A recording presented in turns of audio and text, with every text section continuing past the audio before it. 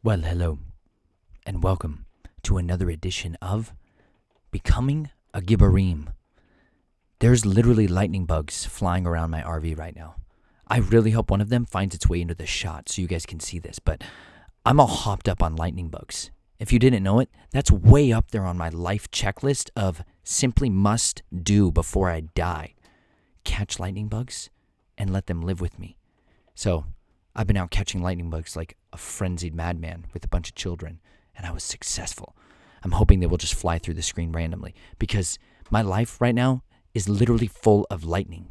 Unbelievable amounts of it. I can't tell you everything I've been researching, but I know it's been a while. I'm going to try to say as succinct as possible on topic, but it's very unlikely because, I'm known to digress with rapidity on all kinds of topics. So today, I might be talking all about electricity, unbelievable amounts of things I've been learning and studying about electricity and electromagnetic fields, electromagnetic radiation, fabrics, linens, textiles, static electricity, water, spears, more spears, because if you haven't studied spears lately, fundamentals, bro. Sticks are things you put in your hand. Spears are knives sitting on top of it, which is just spectacular. And I learned more about spears recently than I was really even thinking I was learning about spears, because sometimes I just type into my search engines and study just the word spear or shield or sandals. I'm trying to study I believe that you can tell all the gospel messages explicitly through the armament that is given to us in Ephesians 6 and Psalm 91. I think everything you've ever really needed to know about how to be a super Gibborim, a mighty one, someone who is destined for fantastic feats of valor when pressed into those incomprehensibly tight and unbelievably uncomfortable situations. That's those wondrous opportunities where you're given a chance to show what is in your character, what is within you. And you know what? I had some pressing that took place recently. And by that I mean I had some kidney stones. That's one of those things that'll test a man. You know what I mean? Women, it says labor sanctifies a woman. Child rearing, I think, is the actual verse. That child rearing, bearing up children, is something that sanctifies a woman. And that's no joke. I've watched my wife become a completely different human being since the first day when we saw a little plus sign show up. Not on a report card, but on a stick with urine on it. That was a game-changing day. I have a picture of that in my book, Snatched from the Flames, the moment we literally found that out. And to look at my wife now and to see the kind of woman of character that she has become, she's becoming mighty in no uncertain terms. I watched her today swim in a river, just literally dive into a river that was cold, uncomfortably cold. Most people, you know what they were doing? Watching their children swim on the side. And they were like, good job. Don't drown, all right? Most parents, they don't swim with their children. It's unfortunate. Some of them, they had floats, like rafts they sat upon. But very few parents did I see overcome the Flinch Factor. Do you know what I'm talking about? Do you know what the Flinch Factor is? The Flinch Factor. I had someone who was a farm manager at an incredible place in Florida teach me this. Just how most people cringe at the idea of doing certain things that make them moderately uncomfortable. Sometimes extremely uncomfortable. But most of the time, people just are genuinely conditioned throughout the entirety of their lives to avoid discomfort. And cold water, it's way up there. It's so up there that we have created an entire civilization to enable warm water to come out of a faucet on demand. If you don't realize how foundationally different that is from most of societal norms for the history of mankind experience, warm water on demand is really different. I didn't know my RV had a warm water propane water heater on it for almost the first year I lived in it. There's like a panel of switches, like a control board. I just never pushed some of them because I was uncomfortable and didn't know what would happen if I did, and I didn't know what their acronyms meant. I know there's those guys out there that are like, read the manual. My manual's this thick, man. I have a car inside a house, inside of a truck, inside of a, recreational fun device. It's immense, and I've never read that manual, except recently when I have to make repairs on it. That being said, I turned that thing on once and realized, oh my gosh, I spent basically a year without warm water because I was too, frugal to ever turn it on and use up the propane. So my family got used to like cold water to where my daughter is so used to normal water being cold all the time, she's like, oh, it's too hot. When we go to like bathrooms in normal people's houses where they have flushing toilets, you think she understands the concept of a flushing toilet yet? No, that's beyond her. We have a composting toilet. We got rid of that thing. And then warm water just kind of freaks her out. It's a little overwhelming. And I'm cool with that. But my wife, she grew up in a society where warm water was prevalent and where you could choose to just not get in the cold water. But today, I watched her hand off a baby to me that she wears pretty much perpetually on her body all the time, because wearing your babies is just fantastic and it makes you mighty. It might break your back a little bit. That's for real. But it also makes you a fantastic parent. She handed that child off to me and she took a plunge in water and she stayed in the water for like voluntarily for probably 15 minutes, just swimming, going up the river and swimming down with the current, just having an incredible time with our daughter and with our friends. It was incredible to see this transformation, because for the vast majority of our marriage, my wife would never even get in the water. She has her own testimony and story that she needs to share about why that really is. But to see that transformation with my own eyes, I can see character traits developed in my wife that are so wondrous, and it's made her alive. It's made her vibrant. It's revived her. And you know what you need to do is find some cold water and go take a dunk in it. Spend some time in it and under it. And you know what you got to do? This is rule number 1. Don't worry about that flinch, because it's going to happen. You're going to flinch when that kind of opportunity for something really uncomfortable is going to come your way. You're going to flinch, and that's okay. Don't be afraid of the flinch. Do you know what I mean? Feel the flinch, feel the fear, and do it anyways. Because there was other children who I was trying to encourage to come into the water, and these are like when you go in cold water, you have this desire to like turtle up your neck and be like, oh, just hold my hand and my head's above the water as much as I can and not get my arms wet, because it's so much colder. But if you do something, first of all, if you plunge your head all the way underwater from the get-go, you dodge the flinch. You're going to start with that kind of panicky, like there's a breathing system that takes over in your body. It makes you want to kind of gulp air. It can get into breathing and cold thermogenesis and different breathing techniques that can help you to overcome that and create a stable oxygenation level in your body. There's lots of stuff you can do to help you with that. But if you can just get your head under the water, it's amazing how that actually changes your body's ability to feel the cold. It gets you way past the flinch because you're immersed. You're head in under it. You're completely submerged in it to such an extent that it's no longer an option for you to avoid being wet. But up until that point, you can just avoid it and just cringe and just whine.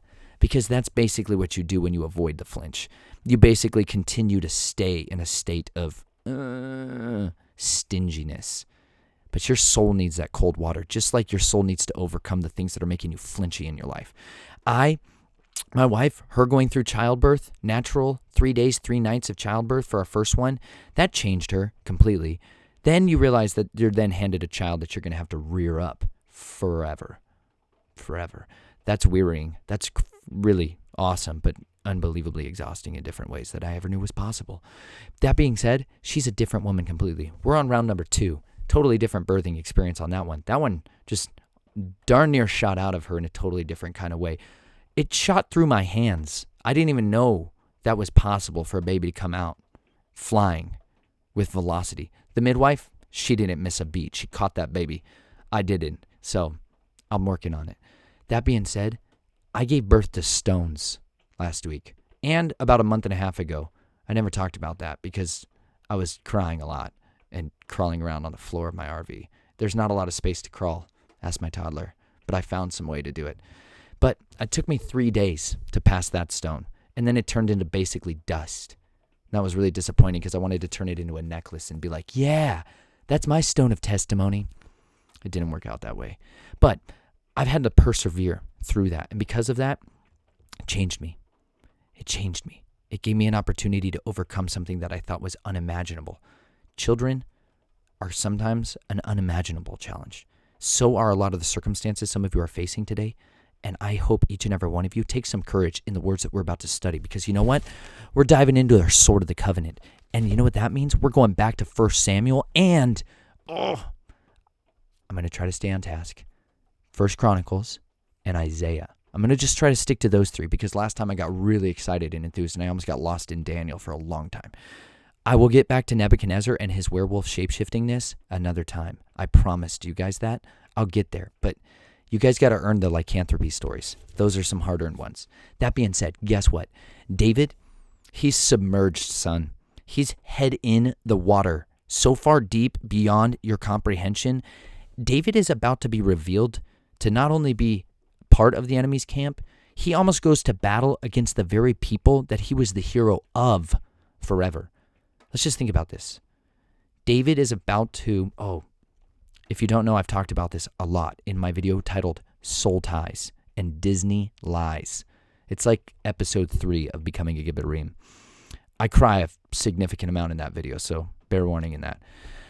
That video talks a lot about the fact that David's best friend, his unbelievable broski in the entire history of his life, Jonathan, David is trying to get to the battlefield where Jonathan and he is going to die.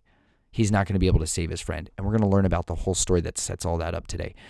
And I'm going to try to help you guys comprehend a little bit about what it's like when you press through. That being said, if you're ready or not, let's jump in, shall we? We are in 1 Samuel 29. Now the Philistines gathered together all their armies at Aphek, while the Israelites were camping by the spring which is in Jezreel. Pause. Another reason why you need springs around you, and you should know where your springs are because it's a good place to camp when you want to make war. Anyways, I digress. And the lords of the Philistines were proceeding on by hundreds and by thousands, and David and his men were proceeding on in the rear with Achish. Pause. In case you didn't know it, David is literally living with and in a place called Ziklag because the king of Gath, which is where Goliath was from, the Goliath was from. Goliath has 4 brothers. Don't forget that. Other giants who they're about to be mortal enemies. But David is literally living submerged inside the enemy's camp. I talked about that in previous videos, but if you don't know that, it's really important to understand what's about to go down here. Then the commanders of the Philistines said, "What are these Hebrews doing here?"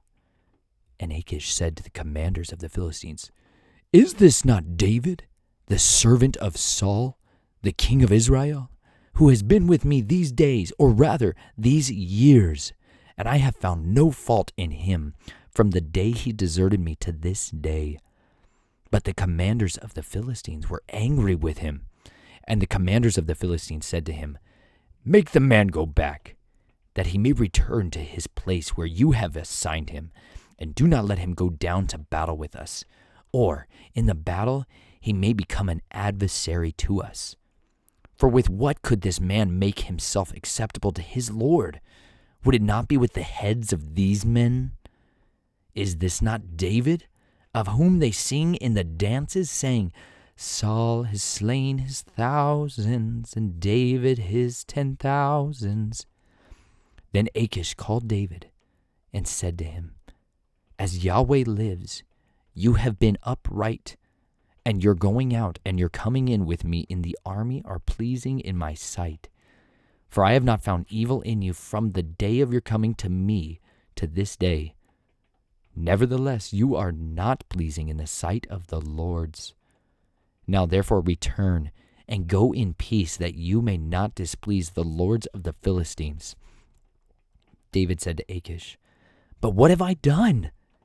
And what have you found in your servant from the day when I came before you to this day, that I may not go and fight against the enemies of my lord the king?" But Achish replied to David, "I know that you are pleasing in my sight, like an angel of Elohim. Nevertheless, the commanders of the Philistines have said, 'He must not go up with us to the battle.' Now then, arise early in the morning with the servants of your Lord who have come with you, and as soon as you have arisen early in the morning and have light, depart." So David arose early, he and his men, to depart in the morning to return to the land of the Philistines. And the Philistines went up to Jezreel. Okay, David and all of his men have just been in a battle formation, marching to go contend and fight against the very people of Israel who David is anointed to be king over. And along that way, the Philistines for good reason, start to wonder, hey, what in the world is David and all of his mighty men doing coming to battle against the Israelites, of whom David is an Israelite? Good question. They are aware of this same song. If you haven't noticed yet, this song that the women and the people sing in the dances about Saul slaying his thousands and David his 10,000s is literally quoted over and over and over again, especially by the kings.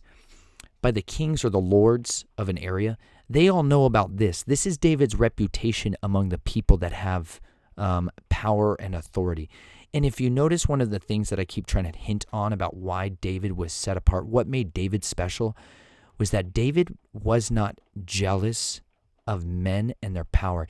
David did not desire to maintain, hold on to, or cling to, and find ways to hold on to the power that he was entrusted or the authority he had been given. Whereas every other character that has some flaws, like Saul, when he is confronted with needing to have his throne established, he decides to conspire to murder David every single day of his life to hold on to the power he has. Same with a lot of the Philistines and the other ones. They fear someone coming along who might usurp them, who might take their power. And yet David manifests for us one of the most powerful characteristics of a Gibborim. He is humble and he is meek. He is meek. And it says that remember the real Gibborim, Jesus, Yeshua, the Messiah, he said, "Blessed are the meek and the gentle, the meek, for they shall inherit the earth." The meek ones actually get to inherit the earth. So if you want a serious piece of inheritance, like a real inheritance, be meek. Study meekness. Study why Moses, it said, was the meekest man in all the earth. Like, first of all, that's one of the most outrageously incredible things to have been ascribed a character trait to you. And you know why? You can actually see that by looking at his fruit throughout his life. Like every time the people that want his power try to usurp him, do you know what he always did? He fell on his face. Think about that. Saul rose up with a spear in his hand when people tried, or he perceived people trying to rise up to usurp him. He rose up with a spear in his hand to try to contend with them, right? He tried to raise up armies to go after him. He tried to instigate men. He tried to manipulate the people closest to him, Doeg the Edomite, to find ways to go after David, to find ways to conspire against and destroy the one he saw a threat in. Moses, like when Aaron himself, Miriam, when princes, hundreds of princes of Israel would gather together, conspiring against him to try to destroy his name, to destroy his throne, to usurp his power, Moses wouldn't rise up. Moses would fall down. And that makes no sense to the systems of the world. That's the exact opposite of what the world has shown us as to how you hold on to power. It's the opposite. He would fall on his face and bow before the one who he did serve. Moses always would appeal to the authority, the actual authority, not the guy in the room, because none of us are actually the authority in the room.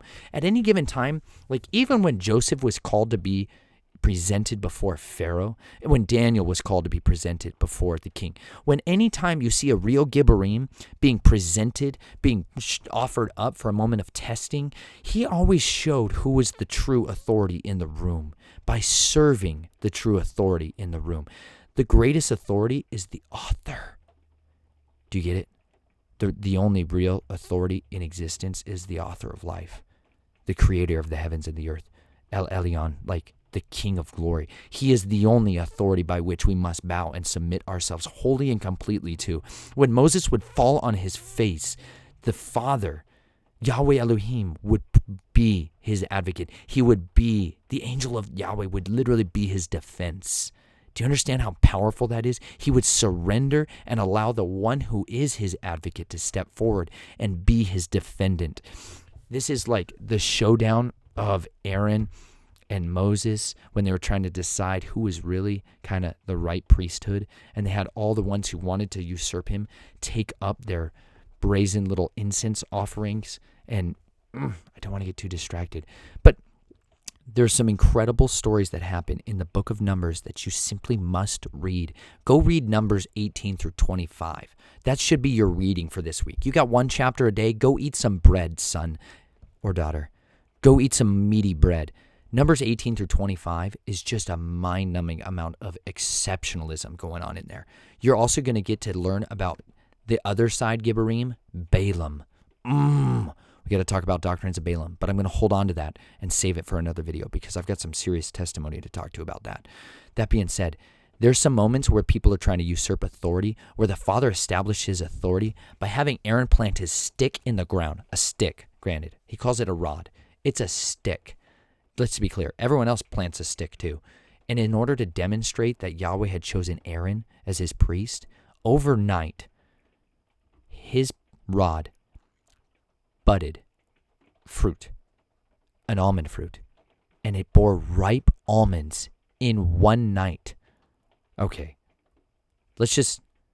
if you've never grown anything, like personally, if you haven't actually grown anything, there is a long time process to get a fruit tree, or a nut tree. I've never grown nut trees.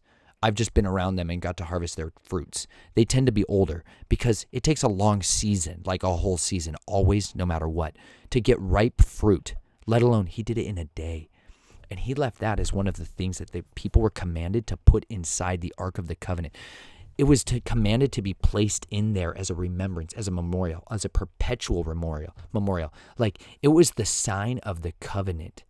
Think about that in one day, boom, he made his established priesthood have a sign that was always there. It is so incredible, that story, that showdown about the other Gibborim who are trying to rise up and take power versus the one who lays down on his face and allows the author to demonstrate who is his choice for who is the one in charge here. David is buried inside the enemy's camp so deeply at this point that King Achish is going to town trying to advocate for David being given a chance to come and fight against Israel. Achish is so convinced that David is right in right standing with him that he is his advocate. Achish should be the number one enemy in David's life. Instead, it's the king of Israel. Everything is so upside down here because the author of life has given favor to David. No matter where he goes. It's the same thing that happened with Joseph. Do you understand? It was what happened with Moses. Even when Moses was on the run, he found favor with a bunch of shepherds in the middle of the wilderness, right? He met his wife out there. That's good favor. Great favor. It's unbelievable when you really look at the times how you see the favor of the Father would be the thing that would create the circumstances that would set up the usurping of an evil kingdom and the establishment of the righteous one. And this is one of those moments where David is moments away from have to face King Saul and his best friend on a battlefield. And instead, the Father separates him from that and removes him to such an extent that he must go forth into a totally different battlefield that was really waiting for him. Because if David hadn't have been turned away here, if David had gone forth to the battle, David's entire family and all of the families of David's mighty men would have been sold off into slavery at the best case scenario, sold into slavery, if not murdered, okay? Held ransom and or murdered. Because while David is out there on that battle formation and marching off to war with the Philistines, David's entire family is being faced with a plundering, a destruction, an utter rampage of chaos that is leashing itself upon them to such an extent that they are being taken captive by the very individuals that most would fear the most. Their city, where David and all of his family, hundreds of men and their families, wives, children, animals, livestock, all the plunder from all their raids, all of what they've been living off of, everything they've ever had as theirs is literally being stolen out from under them while they are marching off to war. Okay? Ziklag is the town, is the community where their family had all been. And I would like to try to dive in there. 24 minutes. I'm pretty far into this. I got to think about this. You know what? I'm going to pause. I'm going to. I would like to dive into all other places. I'm going to pause. I'm going to do it. I'm going to leave you guys hanging. I'm going to get back to some of these other passages because I've got a lot to talk about, and I know it's going to take me quite a few hours to do so. So I'm going to break this up into a couple different parts, and I'm going to do that because some of you need that discipline in your life because you don't know how to get through an hour-long video yet. But that's okay. You're going to get there someday. I'm trusting that. Listen, if you didn't know it, there is more power in meekness, in surrendering and laying yourself down than there ever is in rising up and seeking to take and steal that power. And some of you needed to hear that today, because some of you are facing the flinch factor right now in your life, and you're being forced to make a decision about what it is you're going to do given the circumstances of what you're seeing going on out there. And you must make a decision right now, in this moment, not then, to immerse yourself in the only thing that can save you. The only thing that will defeat the enemies that are out there is the blood of the Lamb, the words of our testimony, and not living our lives even when faced with death. Revelation 12:11. These are words to live by. These are words that will safeguard you and give you the wisdom that you need in order to safeguard and empower you to boldly face whatever it is you are being challenged with, being pressed with. You must turn from that which you have been looking to be your salvation. Some people are so fixated right now on the fears that are being pummeled across all of you that you know what you need to do? Turn it off, unplug, disconnect from it, escape. Like this fellow. Oh, you know what? I'm going to do just a moderate quick shout out. Like this man, Paul Alexander.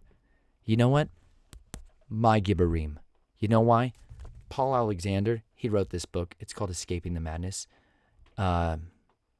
Circumnavigation of the island of Ireland by sea kayak. I met Paul while trimming tomatoes in a greenhouse where it was stiflingly hot. Me awake at night. See this right here? This guy. Look at how he's hanging like a snake. He needs support. Without any support. And you know what'll happen? It's falling. They will. One day in the middle of the night, I will hear in the middle of the night on the. We have to save them. We have to save We the must tomatoes. save them. So we must wrap them. Save. Someone wrap me, please. And I say, here I am. I'll send you an Englishman.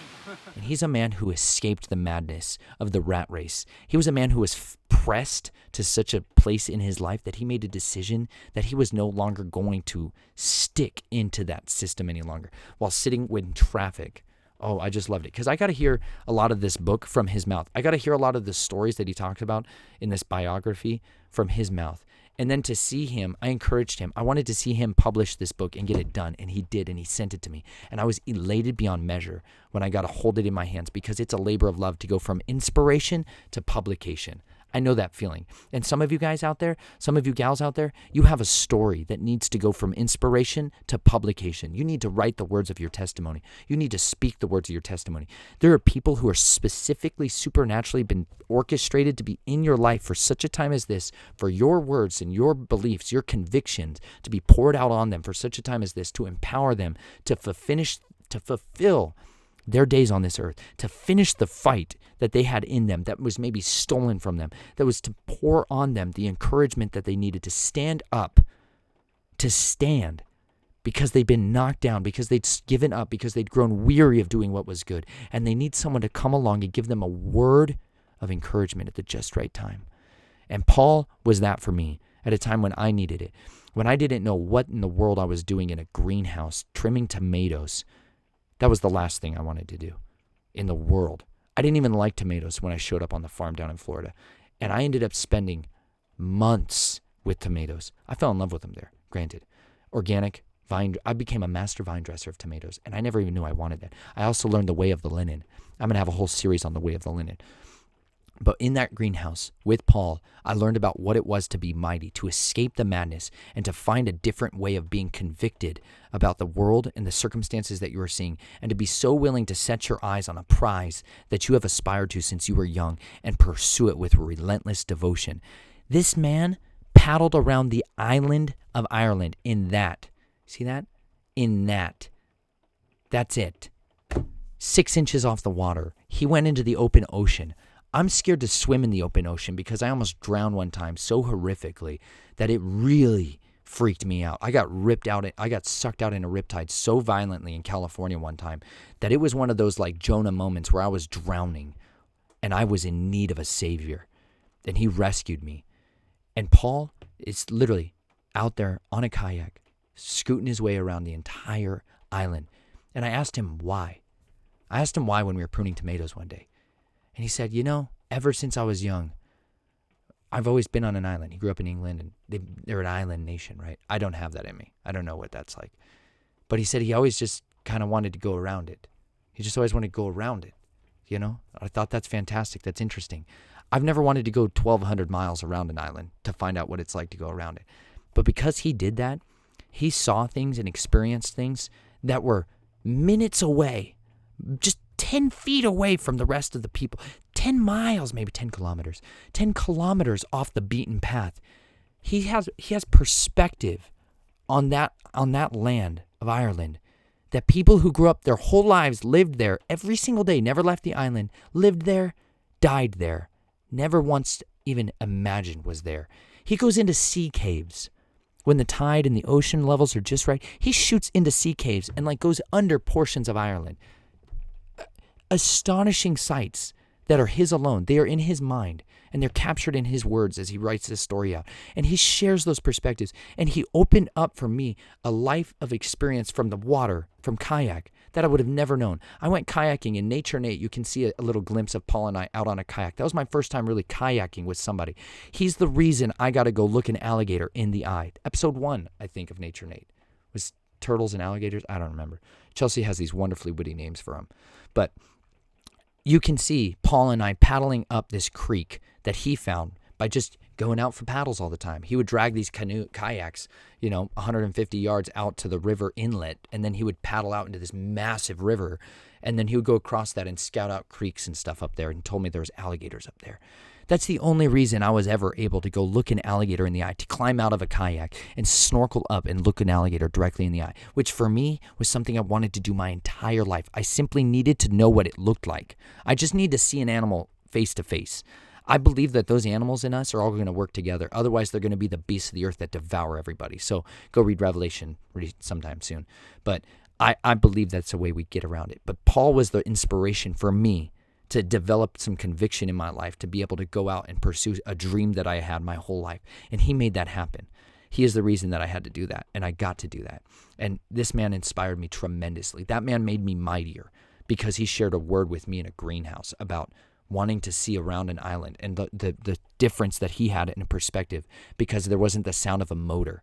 And so instead, whales would come up and look at him, and sharks and porpoises and dolphins. They're the same thing, I guess, but either way. He has experiences through that by just sleeping on the shore in a tent every single night. And I'm just flabbergasted at it, truly amazed at it.